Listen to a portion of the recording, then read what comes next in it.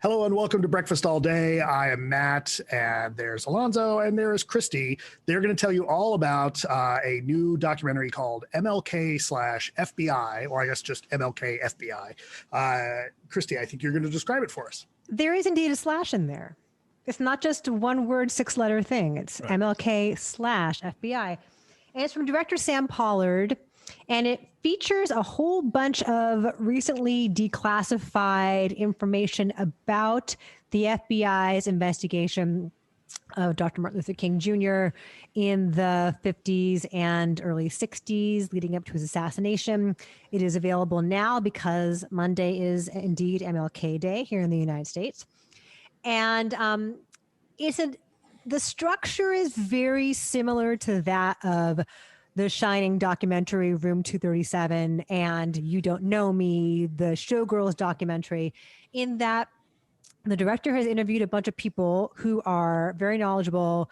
Either they are historians or they are authors, or they are people who worked closely with MLK, including Andrew Young, former Atlanta mayor, Andrew Young, who is like his right-hand man, and Clarence Jones, who wrote a lot of his speeches. And so you hear them, but you don't see them, right? And so they're there to inform you as to what's happening at this time, what Hoover's investigation is targeting. It was increasingly personal as far as digging into King's personal life and his sexual infidelities and trying to get him on that because he was becoming such a force in the nation as a civil rights leader and such a threat as they perceived him. And of course, there are massive racist overtones to all of this because he's a black man doing all these things. And so they're trying to get him and they're trying to surveil him. And what they find out in the process of doing that is that he's had multiple affairs and orgies, and some of it, we saw evidence of this in Ava DuVernay's film Selma. This is something that is known, but the documents reveal the extent of the investigation into him. And then once King spoke out against the Vietnam War, despite the fact that he had created this sort of alliance with LBJ about civil rights and the Voting Act and all that, that makes him even more of a target. So it's this sort of fascinating and disturbing look at the way that the FBI handled this. But again, like the people that they're interviewing, you're hearing their voices and you don't really know who they are until the end, unless you know who these people are. Like one of the more famous voices you hear is James Comey, who very recently was the FBI director. I think it's a great... I was going to say, let me finish. I find that it took me a little bit to get into the groove with that because I found myself on my phone Googling, okay, who is this person? Who is that person? And eventually I figured out, okay, this is the author, this is the historian. But it's not like you watch Jeff McHale use this same approach with the Showgirls documentary, You Don't Know Me. And those are a lot more famous people and a lot better known names. And so I think that approach worked well to sort of immerse us in that. And here I found it took me out at first, and then I got in the groove with it and I felt fine with it. That's my only complaint about it. But it's a lot of archival footage. It's really thorough as to recreating this era. It mixes in film clips from movies about the FBI from this era. It's all in the aspect ratio. Is it Academy, Alonso? The ratio? It looks I didn't really pay attention to that. I don't know. Actually. Anyway, it's boxy like you're watching it on television, like it's old newsreels. And so there's a lot of authenticity to the look of it. And certainly there are recreations of reel-to-reel tape recording conversations and all of that. And it provides another deeper look at a complicated, famous figure. Yeah, I mean, I think so much of that vintage footage is TV or TV ready that it would just make sense to go ahead and do the whole documentary that way. I did not have the same response to you as far as like being taken out of it because you get like James Comey's like the first voice you hear. So you know who he is. And then I know who Andrew Young is. I think most people know who Andrew Young is. And then like I didn't know who Clarence Jones was, but they tell you at some point, oh, well, I was writing speeches for him at the time. Like they were throwing out enough breadcrumbs to where I wasn't baffled by it. I was just kind of going with it. And if I didn't recognize the person, then at least what they were saying made sense. And so I just figured, well, they'll tell me when I need to know. I'm a dumbass. I couldn't figure that out. No, I'm not saying I'm not a dumbass. I just kind of went with it, you know. And You're both dumbasses. Thank you. And then the whole, but I love the sort of tapestry that they put together, not just of like the documents themselves, which they'll fill the screen and you'll see all the kind of typed up stuff with the scribbles and the redacted parts or whatever. And then also all of the, you know, here's Hoover on camera talking about like, you know, the goals of the FBI, blah, blah, blah. And here's how we recruit our G-men, or like, you know, Martin Luther King on the Merv Griffin show with Harry Belafonte.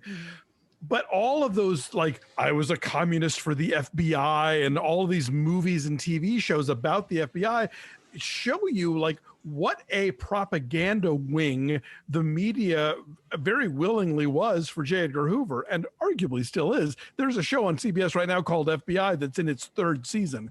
So it's not like we've stopped doing this sort of thing.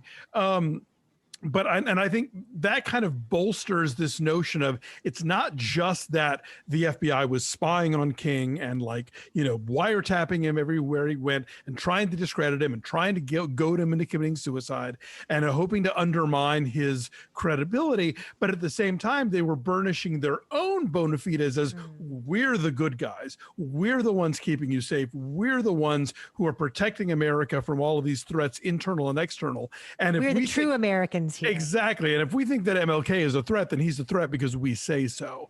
So I found all that really fascinating. And I think the approach really works in terms of not giving you the canned talking head interviews, but instead sort of using all this visual stuff to kind of bolster the story and tell that story in that way. So I thought that was really interesting.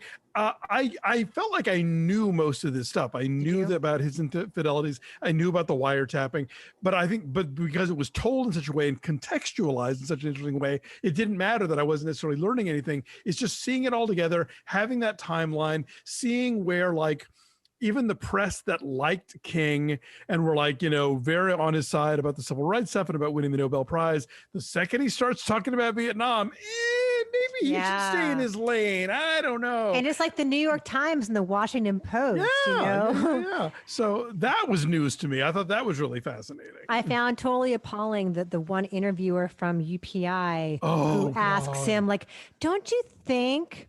You keep talking about nonviolence. It's too soon for you to give Negroes the idea that they should aspire beyond their place. Maybe you're moving faster than white society feels comfortable with. Don't you think? Yeah, shit like that. She keeps trying to ask that question over and over again, different ways, and he's just like not in all phased by this. So yeah, I just think the context is what I find really interesting about this movie, even if it's not uncovering anything. The other thing I found really fascinating that I didn't know about is that in 2027, all those audio tapes get declassified. So if we want to know what exactly the FBI heard Dr. King doing, we're going to be able to. And so I think that now kind of creates, and the movie doesn't really dig into this specifically, but I think that it is now up to the people who are, you know, following in King's footsteps and holding him up as an ideal for, you know, the civil rights movement in this country to sort of normalize the idea of like, okay, yes, he was an unfaithful husband. He was an unfaithful husband. It's a thing that happens. But like, the idea of him as a sexual being, I think, is something that society's going to have to really address, because otherwise the racists are going to get to take the narrative on this one. And so it's like, I think we need to just, I don't know what that entails, but I think that there needs to be a really serious grown-up conversation about people having sex and about the fact that, yes, Dr. King also had a functional penis and he used it in these ways, because that audio is going to come out in 6 years. And so we have to then really be ready for that. Right. I think that what they were trying to do is hold him up as an example of hypocrisy. Like he's this man of faith. He's this Christian leader. He's this civil rights leader, this do-gooder. But he was like serially, rampantly unfaithful Sure. to his wife. One thing that was interesting in the What if they just elected a explanation- guy like that? yeah, the explanation of how they surveilled him was that it wasn't enough to bug the rooms. They also had to have eyes on who was going in and out because there would be multiple women in bed with him. Yeah. So they needed to figure out who was saying what to whom. They needed to also Right. have like some kind of eyes on it.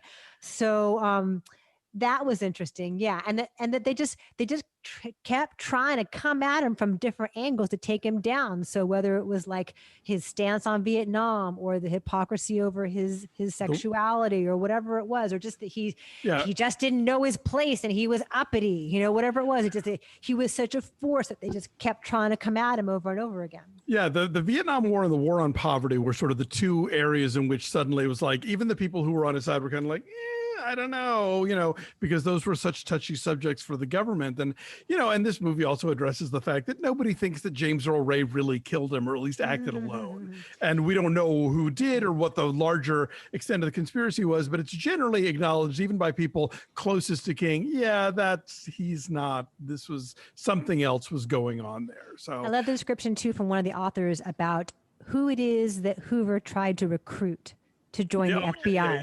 He had a type. He liked 6 foot tall, Christian, handsome fraternity boys and football players. White conservatives. That makes sense when you see who plays, you know, his love in J. Edgar. It's Army Hammer. Yeah, It all comes back to Army Hammer, doesn't it? Indeed, we can't escape him this week. Yeah. So no, it's so dense in terms of the information it presents, but there's also like a dreamy kind of quality to the pastiche. Yeah. And that's an interesting balance that that Sam Pollard strikes here. And then at the end, you do get to see the people that he has interviewed in brief wisps, you know, on camera. And I like that he shot them in black and white, and it continues with the you know, the look of the whole film. There are bursts of color here and there in some of the old footage, but mostly it is all in black and white. It's So, yeah, it's also fascinating that the FBI would like leak the information about about King being unfaithful and having this wild sex life, and no one would do anything with it. Like they kept giving it to reporters, they kept giving it to like people in King's circle, and everybody was like, no, we're not gonna play along with this because he's too important. And you know, is it that, or do they not know how to handle it? Like I can imagine being at the AP in the 50s and like, or the early 60s. That's true. How do you even put How this do into you words? handle it? Yeah, I mean, Right. So there's that. that thing, right? Like how does the press handle it? But then like you got to figure the people in King's, you know, like if they're also trying to leak it to other people in the movement, like those folks have to know, right? Like, you know, but like some of them probably already knew. They're like, yeah, he fucks around. Like it's also worth pointing out that like, yes, maybe he was hypocritical in terms of being a man of the cloth and being an adulterer. But I think that when this sort of thing has blown up in the face of religious figures, it's usually a very specific kind of hypocrisy, i.e. you preach against gay people, but you know, like go to park bathrooms and hook up with dudes, you know, or you preach against specifically against marital infidelity and are a shitty husband, you know? So like, I think it wasn't like King's Crusade wasn't about sexual morality. It was about something else entirely. So if he wasn't sexually moral, not quite the same level of hypocrisy. I have sinned, my Lord. There you go. Anyways, this is really good and really informative. Like, even if you have already known all this stuff like Alonso has, it's put together really well. And there's a lot to dig into here. Yeah, so I'm saying 8. I also said 8. All right, our number is 8, and I can't recall where. I know it's through IFC Films, but where is it streaming? It is from according to the press stuff I saw. It's in select theaters and on demand. So I think that usually means like rentable for a 48-hour period from like Amazon and iTunes and stuff. Okay. Well, now is a great time to go check it out. Yeah, the idea of a holiday weekend is moot for a lot of people right now, but it is MLK weekend. So yeah, it's a good time to check this doc out. And it's one of the more acclaimed docs of 2020. It's popped up on a lot of top 10 lists. It's up for various awards. I'm sure it's like a major player for the run up to the Oscars. So yeah, check it out. MLK FBI. Thanks for watching today. Like this video, subscribe to our YouTube channel, follow us at BeFastAllDay on Twitter, Instagram, and Facebook, and check out our Patreon page page at patreon.com/BeFastAllDay. A lot of fun TV recaps going on. We're about to dig into WandaVision, continuing our recap of Bridgerton, and we're currently taking votes for what classic we'll be reviewing for our subscribers in January. So become one, won't you?